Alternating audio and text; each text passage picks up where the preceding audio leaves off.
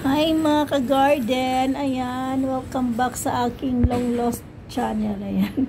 Tagal kong hindi nakapag-upload. So ito, meron nga pala akong naipon ng mga kitchen waste, ayan, 3 days ago pa ito. Nilagyan ko ng tubig ito at ipinandilig ko sa aking halaman at ito ay ating ilalagay doon sa aking recycle na lupa. Alam niyo ba, nandito ako sa rooftop ng building.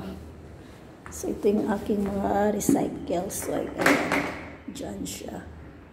So, ito yung aking mga recycle. Ayan. Puno na yata ito. So, ito yung mga puso ng saging nung nakaraan. Inilagay ko dito. So, pag gagawa nga pala kayo ng recycle soil, lalagyan nyo ng tubig ng kunti para mag-moist sila. So, ito, bago lang ito. Magagawa kayo na after 3 months, magagamit nyo na siya. At yung lupa sa ilalim, ilagay nyo sa ibabaw. Kagaya na itong mga nauna kong ilagay nung nakaraan, medyo, ayan, medyo nag-ano na siya.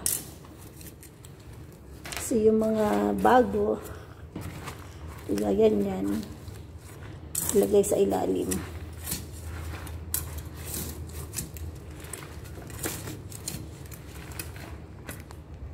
Ito nga palang mga soil na to, ang tagal-tagal na nito. Dekada na yata itong nandito sa bahay ng amo ko. Wala pa ako dito. Mga nakailang katulong na sila bago ako. Dati kasi ang mahilig magtanim yung aking amo. Nawala na raw siya ng gana kasi kinakain ng daga at ng mga ibon yung tanim niya. At yung mga pinalitan ko naman, wala ring hilig magtanim. So, nung ako na, mahilig ako magtanim. Kaso nga lang, dumami yung aking trabaho. Medyo, hindi na rin ako masyado nakakapag-upload. Pero pag may time ako, talagang gumagawa din ako. Kagaya ngayon, marami akong tanim na kamatis. And parang sinisipag ako ulit. So, sana nga tuloy-tuloy na yung aking sipag. Para naman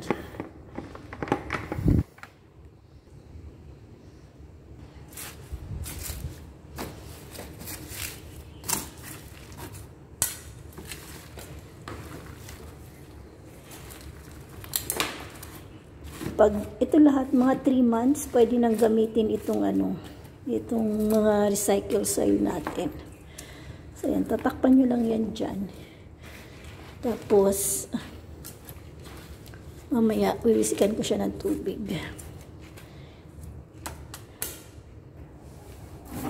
So nilagyan na natin siya ng kunting tubig.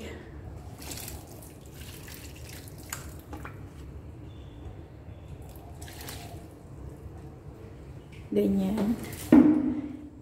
And tatakpan nyo lang siya ng plastic para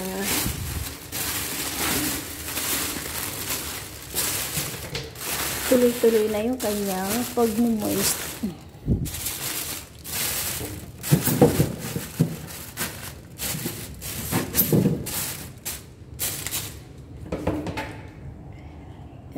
Hindi na natin siya bubuksan after 3 months.